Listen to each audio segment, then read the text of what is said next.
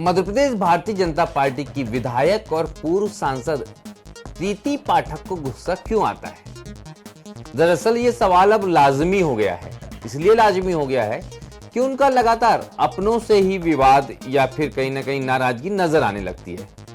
हमने देखा पहले विधानसभा में किस प्रकार वो उदय प्रताप सिंह से नाराज नजर आई थी, और अब तो सीधी में खुले मंच पे मध्य प्रदेश के सीनियर लीडर डिप्टी सीएम स्वास्थ्य मंत्री राजेंद्र शुक्ल से उन्होंने सवाल पूछने शुरू कर दिए।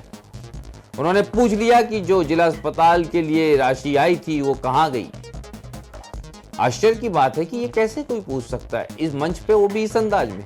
शायद उन्हें नहीं पूछना चाहिए, ये हमें लगता है, उन्हें क्या लगता है ये अलग बात है। लेकिन जिस तरह की ये पूरी तस्वीर थी उससे भारतीय जनता पार्टी की जो इमेज है उस पर भी सवाल खड़े होने लगे हैं। भारतीय जनता पार्टी की जो रीति नीति है, क्या रीति जी खुद ही उसको फॉलो नहीं कर रही? ये भी सवाल खड़ा होने लगा है। क्या कहा उन्होंने, ये सुन लीजिए। जनता के लिए मांगेंगे, अपने जिले के लिए मांगेंगे, और आप अगर विकास जरूर करें, हम चाहते हैं कि आप रीवा से निकलकर विकास हमारे सीधी में भी करिए।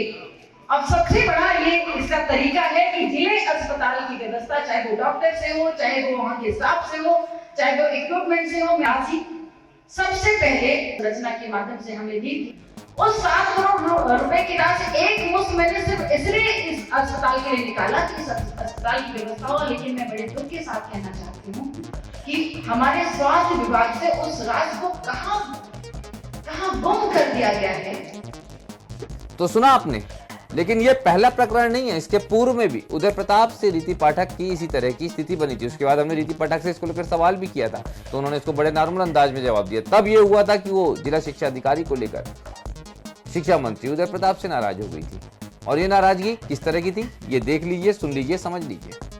रवैया सब ठीक है, और स्थानीय स्तर की चीज़ें तो हम सब खुद ही समझकर उसको निपटा लेते हैं। आपको शिक्षा मंत्री तक के इसको कंप्लेंट करनी पड़ी, डीओस की और बीओस नहीं, ये सामान्य विषय है। देखिए, कुछ ऐसे विषय होते हैं जिनमें बातों को रखना पड़ता है, तो ऐसी कोई कंप्लेंट जैसी विषय नहीं है, ये व्यवस्था का विषय है।